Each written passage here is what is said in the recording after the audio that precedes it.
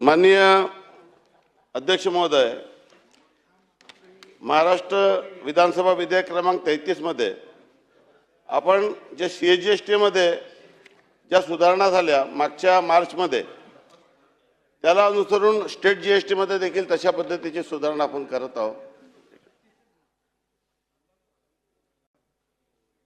माननीय अध्यक्ष महोदय, मी सभागृहाला विनंती करू इच्छितो की आपल्या या GSTच्या कायद्यात कलम 15 मध्ये आपण अशी सुधारणा करत आहोत की आपण जेव्हा कोणी GSTचा क्लेम करत होतं तेव्हा ॲग्रीमेंट जर सेक्शन 15 नुसार जे पहिलेपासून ॲग्रीमेंट करत असलं त्याशिवाय आपण कुठलेही समजा कोणी कन्सेशन दिलं कोणाला तर त्याला आपल्याला अलाउ करता येत नव्हतं। परंतु या सेक्शन 15च्या अमेंडमेंटमुळे आता आपण करार जरी नसला परंतु प्रत्यक्षामध्ये जर सूट दिलेली असेल कुठल्या पद्धतीचे तर ते देखील ग्राह्य धरता येईल अशा पद्धतीची एक सुधारणा सेक्शन 15 मध्ये केलेली आहे। दुसरं सुधारणा आपण कलम 34 मध्ये करत आहोत की एखाद्या या सुधारणेमुळे खरेदीदाराने जर एखादा इनपुट घेतलं असेल तर ते सवलतीच्या प्रमाणात त्याला कमी करण्याची तरतूद नव्हती तर ती त्याच्यात रिफ्लेक्ट झाली तर ती आपल्याला करण्याची परमिशन आपण याच्यात दिलेली आहे। तिसरी सुधारणा आपण कलम 54च्या पोट कलम 6 मध्ये करत आहोत। यामध्ये माननीय अध्यक्ष महोदय की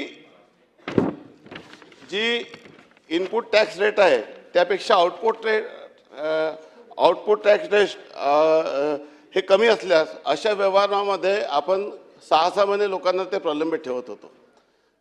फॉर एक्झाम्पल आता उदाहरणाच्या स्वरूपात सांगायचं असलं तर की आपण इलेक्ट्रिक कार असेल किंवा टेक्सटाईलच्या संदर्भात असेल तर त्यामध्ये जर इनपुट टॅक्स रेट हा 18% असेल आणि आउटपुट जर 5% असेल तर ते 13%चा डिफरन्स घ्यायला त्याला 6 महिने लागत होते। आता त्याला फक्त 6 दिवसामध्ये तो बेनिफिट मिळणार आहे। ते देखील एक सुधारणा याच्यात आपण केलेली आहे।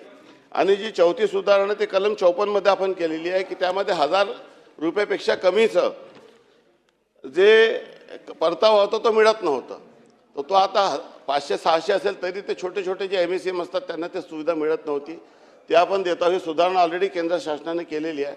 माझी सभागृहाला विनंती आहे की आपण या सुधारणा मंजूर करावा अशी माझी आपल्याला विनंती आहे। प्रश्न असा आहे की सन 2026 चे विधानसभा विधेयक क्रमांक 33 महाराष्ट्र वस्तू व सेवा कर सुधारणा विधेयक 2026 विचारात घ्यावे काय?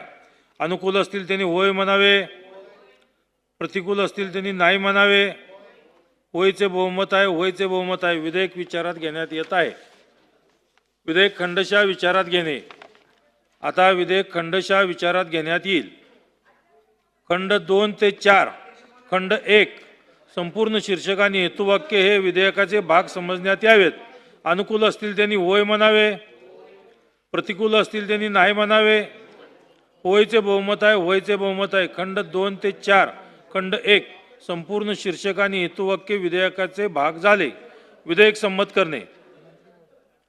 मंत्री महोदय, सन 2026 चे विधानसभा विधेयक क्रमांक 33 महाराष्ट्र वस्तू व सेवा कर सुधारणा विधेयक 2026 संमत करावे असा मी आपल्या अनुमतीने प्रस्ताव मांडतो। प्रस्ताव असा आहे की सन 2026 चे विधानसभा विधेयक क्रमांक 33 महाराष्ट्र वस्तू व सेवा कर सुधारणा विधेयक 2026 संमत करावे। प्रश्न असा आहे की सन 2026 चे विधानसभा विधेयक क्रमांक 33 महाराष्ट्र वस्तू व सेवा कर सुधारणा विधेयक 2026 संमत करावे।